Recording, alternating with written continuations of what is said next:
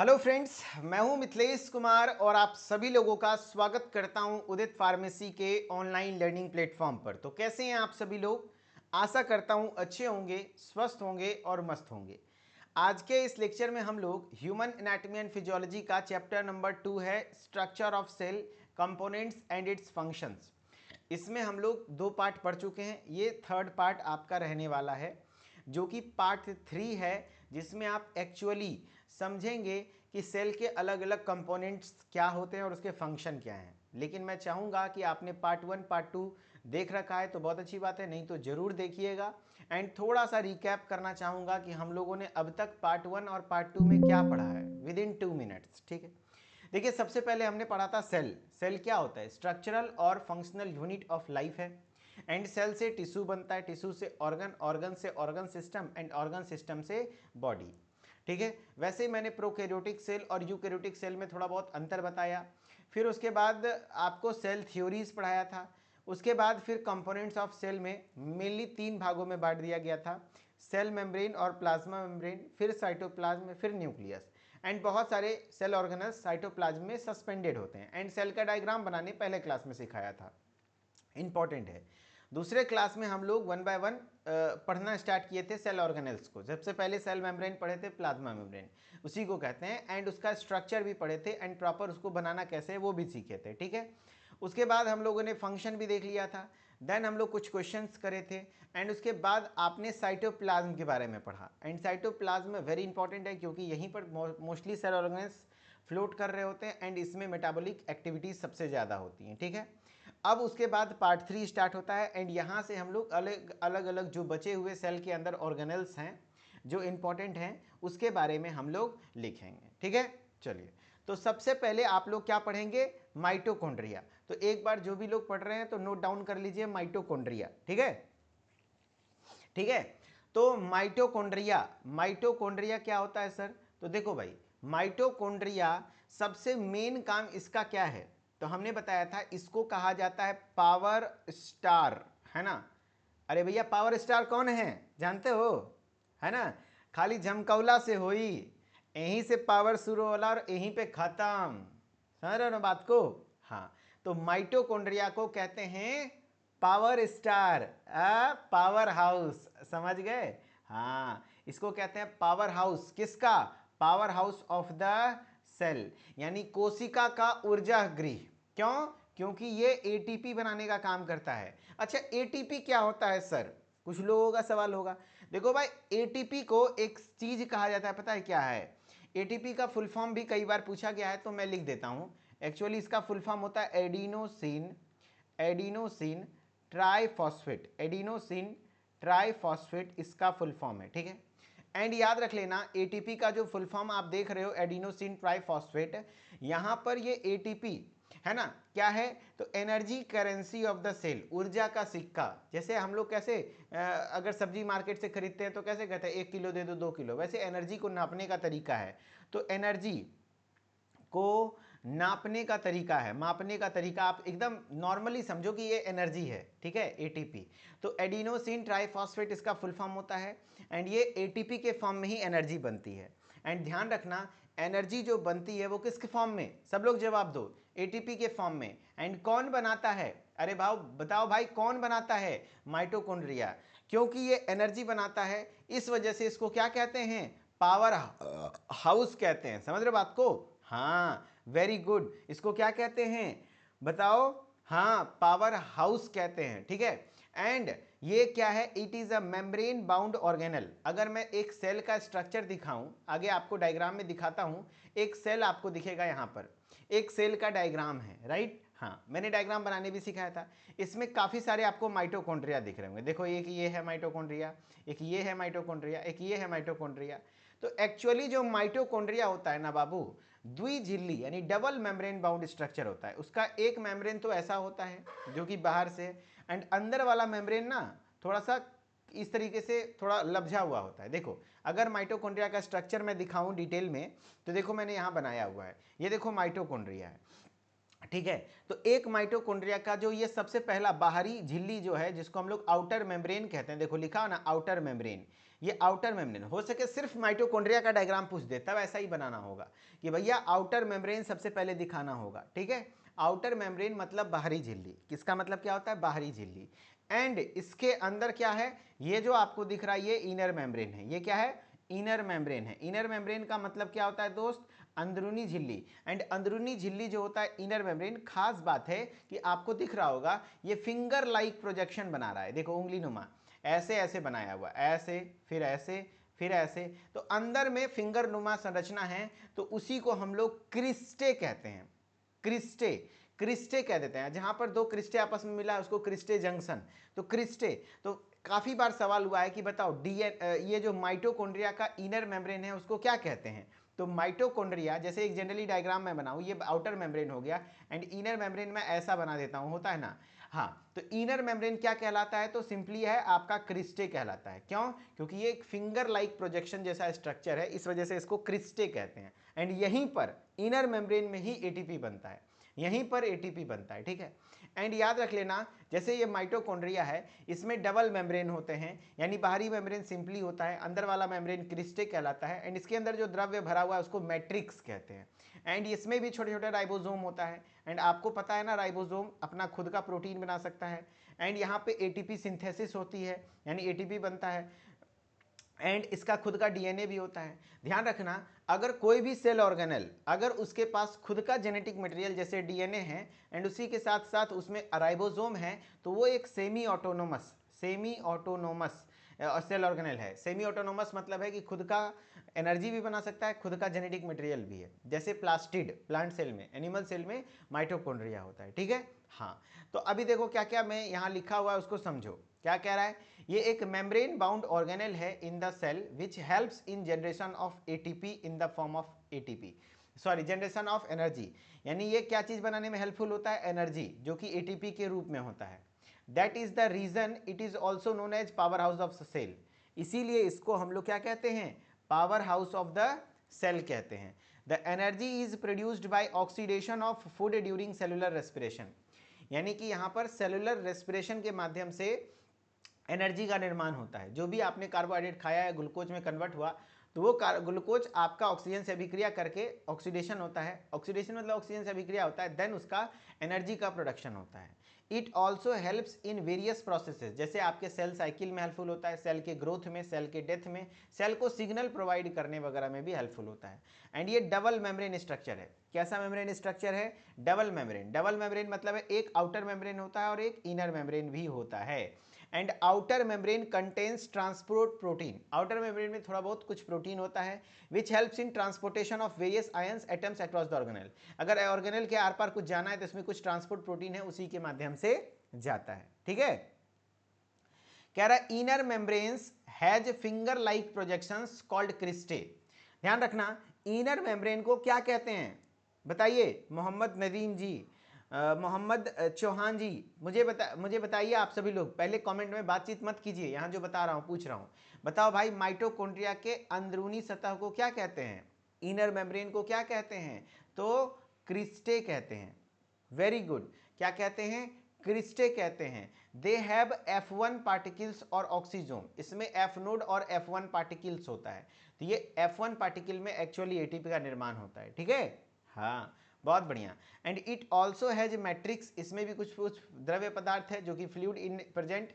The area helps in various cyclic conductions like, जैसे Krebs cycle वगैरह यहीं पर चलता है। जो क्रेब साइकिल वगैरह चलता है वो यहीं पर चलता है, ठीक है। चलो, तो माइटोकॉन्ड्रिया के बारे में क्या समझे? ये double membrane bound cellular structure है। क्या है? डबल मेम्ब्रेन सेलुलर स्ट्रक्चर है जो कि जिसमें कि एटीपी बनने में हेल्पफुल होता है। एंड याद रख लेना, इसको power house of the cell भी कहते हैं। एंड याद रख लेना, इसमें जो एटीपी बनता है उसका फुल फॉर्म एडिनोसिन ट्राइफॉस्फेट होता है। एंड उसके बाद आपको याद रख लेना, इनर मेम्ब्रेन जो है उसको क्रिस्टे कहते हैं। बखूब, बहुत बढ़िया। साइक्लिक जो क्रेब साइकिल है वो माइटोकॉन्ड्रिया में ही चलता है, ठीक है।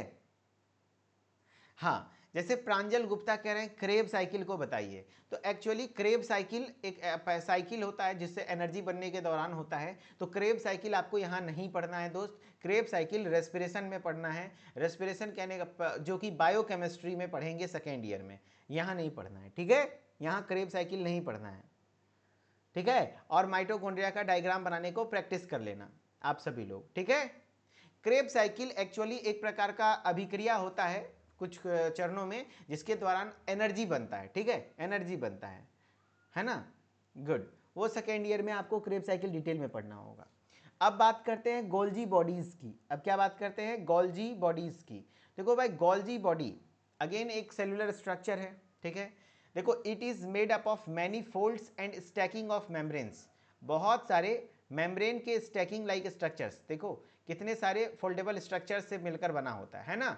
ये देखो बहुत सारे फोल्डेबल स्ट्रक्चर से मिलकर बना होता है। इसका दो फेस होता है, आगे वाला सिस फेस, इधर वाला पीछे वाला ट्रांस फेस। इधर से वेसिकल्स आते हैं, देखो ये पीला पीला है एंड इसके अंदर से गुजरा एंड यहाँ पे जो निकला वो क्या हुआ, पैकेजिंग, पैक करके निकलता है। कैसे गिफ्ट देते हो तो पैक करते हो ना, हाँ, तो ये पैकेजिंग करने का काम करता है, ठीक है। बहुत बढ़िया, कह रहा it is made up of many folds, जो कि बहुत सारे फोल्ड से बना होता है, क्वाइन स्टैकिंग की तरह। इट कंपेराइजेस 5 to 8 कप शेप्ड, 5 से 8 cup shaped series of compartments होते हैं, जिसको सिस्टर्नी कहते हैं। एंड हर एक सिस्टर्नी में गोल्जी एंजाइम्स होते हैं, ठीक है। एंड इसके फंक्शंस मेनली क्या हैं, तो ये मॉडिफाई कर देता है। मॉडिफाई करना मतलब रंग रूप बदल देना। देखो सिंपली आप शादी में गिफ्ट देने जाते हो, शादी में जाते हो तो गिफ्ट देते हो, हाँ। अगर मान लो हम उसको गिफ्ट में क्या दे रहे हैं, सिंपली आप समझ लो गिफ्ट में एक छोटा सा खिलौना दे रहे हैं, तो या फिर बहुत सस्ता चीज़ दे रहे हैं, 200 रुपये वाला चीज़ दे रहे हैं, तो कहीं ना कहीं हम उसको क्या करेंगे, बहुत अच्छी पैकेजिंग करते हैं, अच्छा सा फूल लगाते हैं, ताकि क्या होगा, देखने में आकर्षक लगेगा, देखने में आकर्षक लगेगा, है ना। हाँ, लेकिन अगर आप शादी में आईफोन गिफ्ट करोगे, होता है ना, आईफोन का डब्बा भी बहुत छोटा सा पतला सा होता है, तो क्या उसमें कवर लगाया जाता है, बताओ बताओ, क्या कवर लगाया जाता है, नहीं, उसको नहीं पैक किया जाता है, क्योंकि आईफोन अपने उसका पैकेजिंग अपने आप में ही है भौकाली टाइट करने के लिए।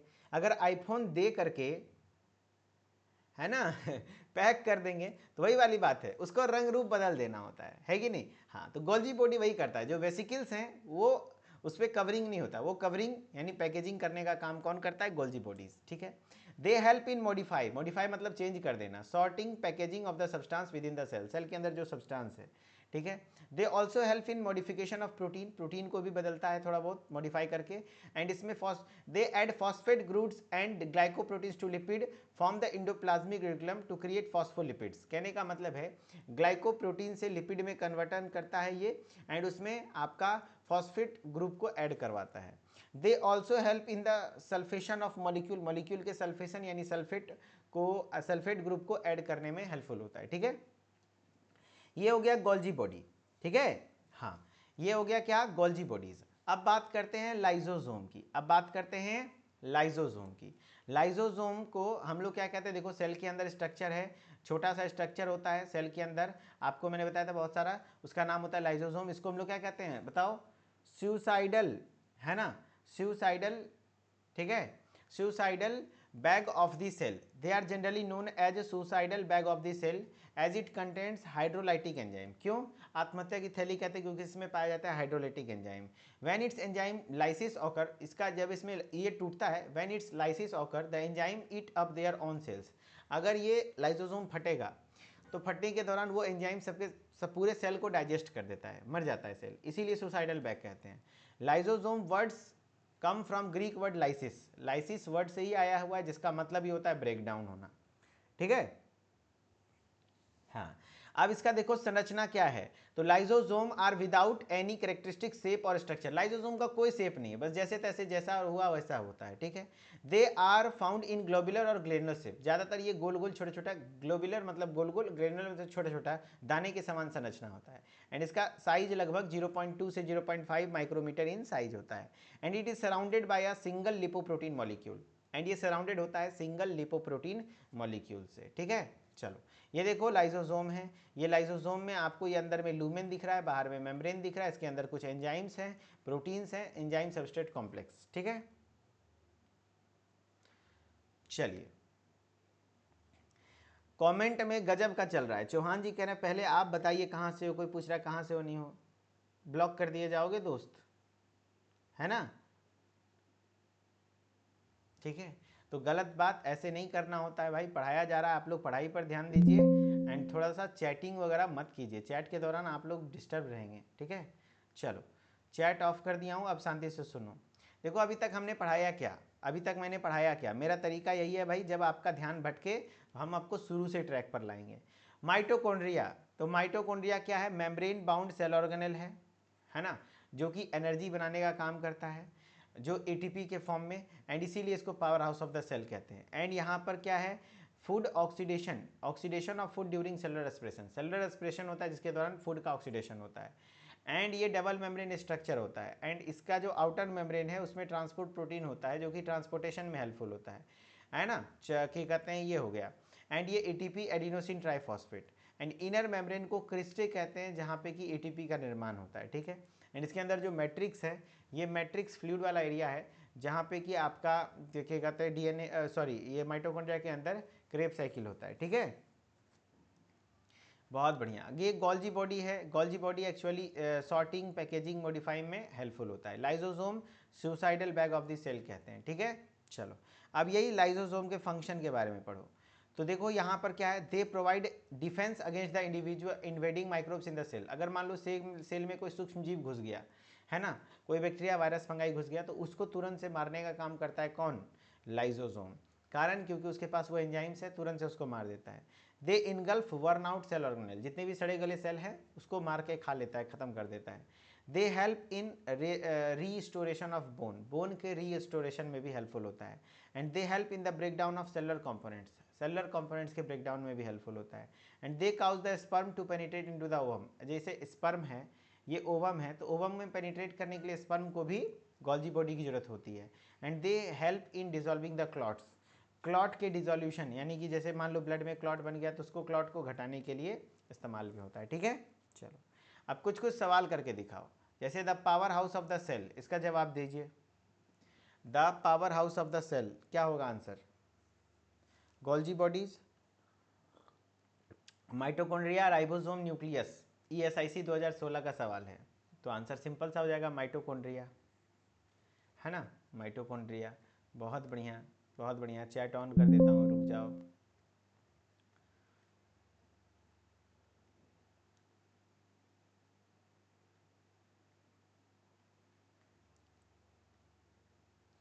चलिए नेक्स्ट है, folding of inner membranes of mitochondria are called.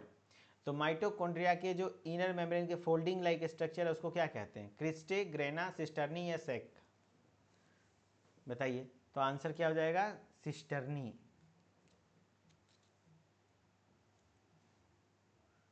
Sorry cristae, cristae लिखा हुआ है ना, inner membrane of mitochondria, mitochondria का इनर मेम्ब्रेन क्रिस्टे कहलाता है, क्रिस्टे कहलाता है, ठीक है। The modifying sorting and packaging of the protein for the secretion in cell is carried out by, यानी कि जो सेल के पैकेजिंग, मॉडिफाइंग और सॉर्टिंग में हेल्पफुल होता है उसका नाम क्या है, lysosome, Golgi body, ribosome, RNA.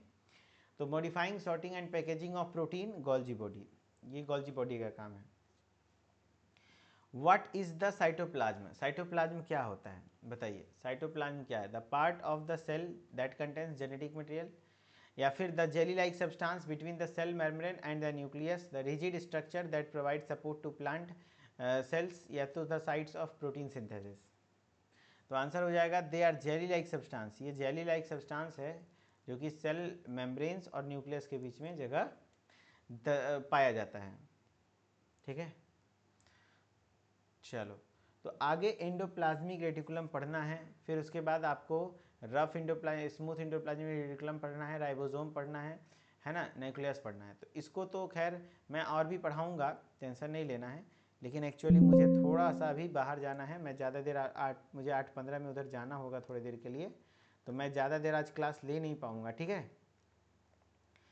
चलिए क्योंकि मेरे को एक मैसेज आया, थोड़ा काम से मुझे जाना होगा, तो कोई बात नहीं, आपको जो जो पढ़ाया गया उसको ध्यान रखिएगा। मैंने क्या पढ़ाया एक बार रिकॉल कर रहा हूँ। आज के लेक्चर में मैंने पढ़ाया माइटोकॉन्ड्रिया के बारे में, उसके बाद क्या पढ़ाया, तो आपको गोल्जी बॉडीज़ के बारे में, है ना, हाँ। फिर है function of Golgi bodies, lysosome के बारे में पढ़ाया, एल लाइजोसोम के बारे में पढ़ाया, फिर power house of the cell, ठीक है, हाँ। एंड फिर क्वेश्चंस करवाएं। एंड कल से हम लोग एंडोप्लाज्मिक रेटिकुलम पढ़ेंगे। ठीक है। एंड अभी आप लोगों की 9 बजे क्लास होगी आदित्य सर की, तो उसको भी ज्वाइन करना है, ठीक है। टेस्ट इसी वीक में होगा, कल आपको कंफर्म बता दिया जाएगा टेस्ट कब होगा। चलिए, तो okay, thank you so much, फिर मिलते हैं नेक्स्ट लेक्चर में।